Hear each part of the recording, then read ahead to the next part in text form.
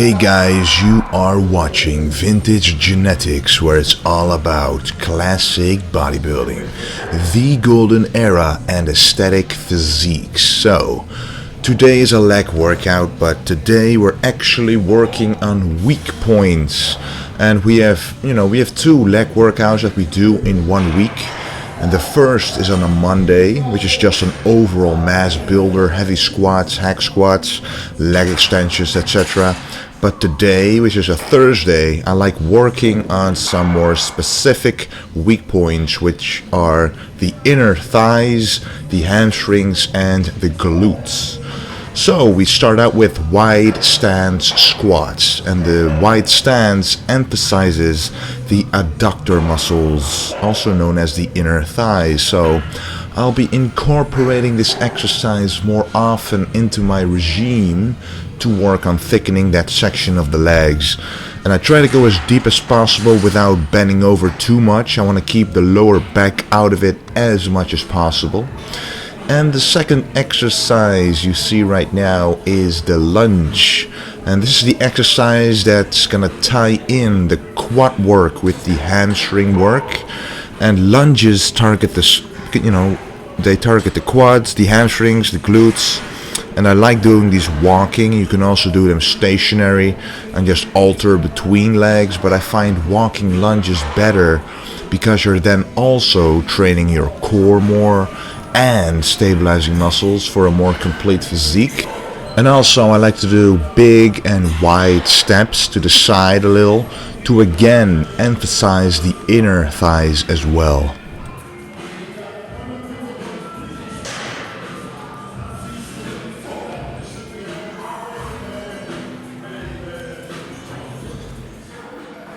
So, lots of people have asked to see how my legs look, and the reason I basically don't show them that much is because it's kinda weird in a way, but it's part of the physique, so I'm showing them right here. And I'm happy with the progress that I've made over time. I've definitely added some mass. Still need to work on the outer sweep though, and overall size of course, but with how things are going, it's going to be completely balanced soon. I'm sure of it. I'll keep working for it. But this lighting isn't really that good, so at the end of the video I'll be showing them again under more preferable lighting, so be warned. Continuing with the lunges, some bodybuilders don't do them at all, like Tom Platz, who had one of the biggest legs ever, didn't do them, but others like Ronnie Coleman did them religiously, who also had enormous legs. So if you feel a good burn, if you feel a good pump and you like this exercise, definitely keep it up and keep doing those lunges. To me, they feel great. I can feel my glutes work, my quads stretch out, and my hamstrings contract. So I'll keep this in my workouts for sure. And then we move on to a pure hamstring exercise, the laying leg curl. And it's my favorite exercise for the hamstrings actually. You can get an optimal squeeze with it, and the stretch is very good as well, so the best of both worlds. And I like to start out with a light weight, as you can see, and this is the first set, by the way, 15 reps. But I just really want that maximum squeeze first without moving the glutes, making sure it's just the hamstrings doing all the work. And trust me, when you do it that way, this exercise becomes a whole lot more difficult, and that's what it's all about when you want to get the most out of a muscle.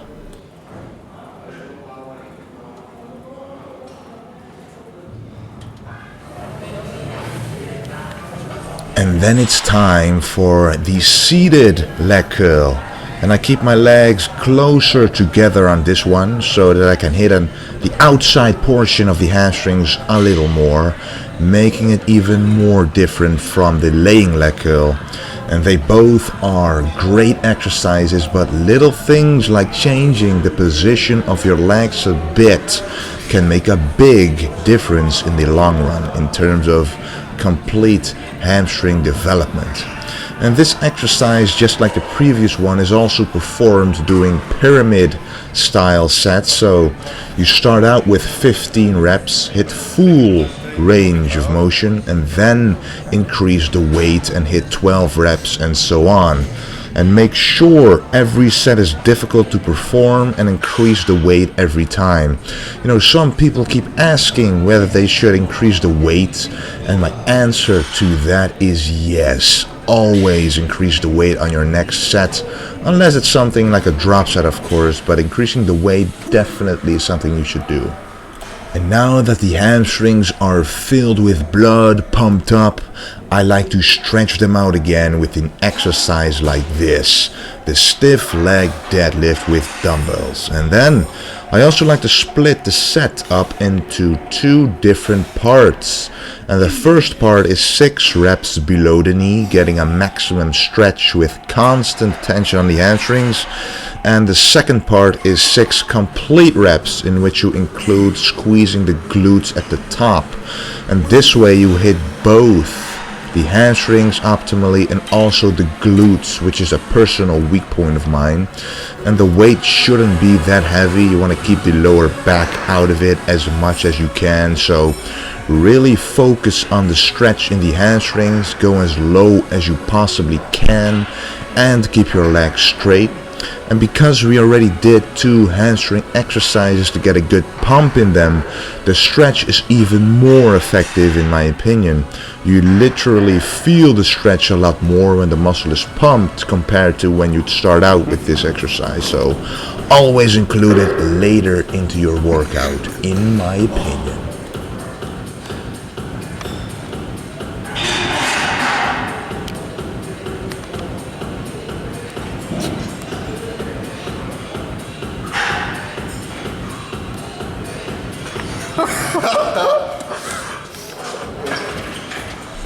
Okay, it's time for the calves, guys.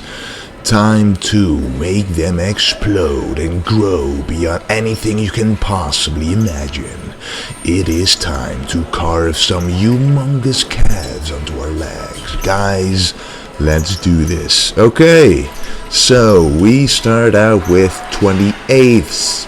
Normally it's 21s, but we added 7 more reps. So first you do 7 whole reps, then 7 reps at the bottom, then 7 reps at the top, and then 7 whole reps again. And this way you're able to do a lot of volume and at the same time include full range of motion into the exercise as well.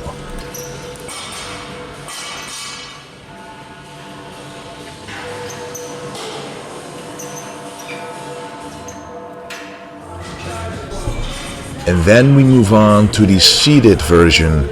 And in my opinion, it's important to always include both a standing and a seated calf raise, because both movements target different parts of the calves, and it's the only way to get big and especially complete calves. And I've done this for years and it has not failed me since.